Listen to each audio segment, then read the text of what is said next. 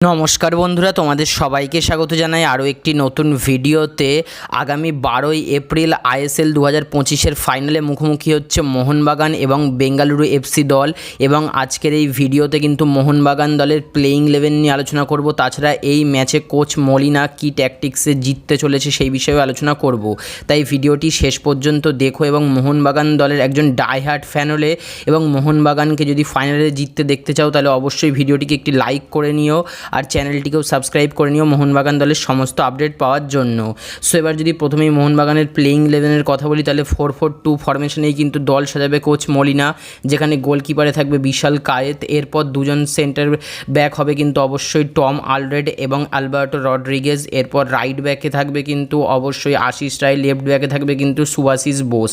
এরপর মিডফিল্ডে কিন্তু অনিরুদ্ধ থাপা এবং আপুইয়া, এরা দুজনাই থাকবে। এবং রাইট উইংয়ে কিন্তু আমার মতে অবশ্যই মানবীর সিংকে খেলানো উচিত এবং লেফট উইংয়ে কিন্তু অবশ্যই লিস্টন কোলাসো। এরপর সেন্টার ফরওয়ার্ডে অবশ্যই কামিন্স এবং ম্যাকলারেন যেমন খেলছে তেমনই খেলানো উচিত। সো এই প্লেইং 11 নিয়েই কিন্তু প্রায় 90 to 95% কনফার্ম যে কোচ মলিনা এই প্লেইং 11এই নামাবে, অর্থাৎ মাত্র একটি কিন্তু পরিবর্তন হতে পারে। এবং যদি এই ম্যাচের কথা বলি তাহলে অবশ্যই কিন্তু বেঙ্গালুরুর থেকে মোহনবাগান দলই এগিয়ে থাকবে, কারণ মোহনবাগান দল কিন্তু হোম ফ্যান্সদের অ্যাডভান্টেজটা পাবে।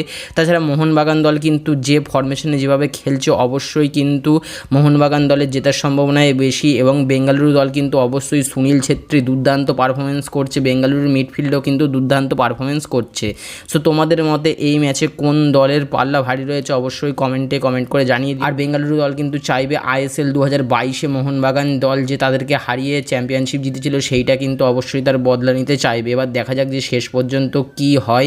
সো মোহনবাগান দল কিন্তু বরাবরই আমরা দেখে এসেছি আই লিগ বা আইএসএল থেকেই মোহনবাগান দল বেঙ্গালুরু এফসির বিরুদ্ধে কিন্তু তারা ফাইনাল জিতে কিন্তু তারা কিন্তু লিগ চ্যাম্পিয়ন হয়। এবার দেখা যাক শেষ পর্যন্ত কি হয়। সো আজকের ভিডিও ব্যাস এই পর্যন্ত ছিল। ভালো লাগলে লাইক কমেন্ট শেয়ার করে দিও, চ্যানেলটিকেও সাবস্ক্রাইব করে নিও মোহনবাগান সহ ফুটবল ক্রিকেটের সমস্ত আপডেট পাওয়ার সবার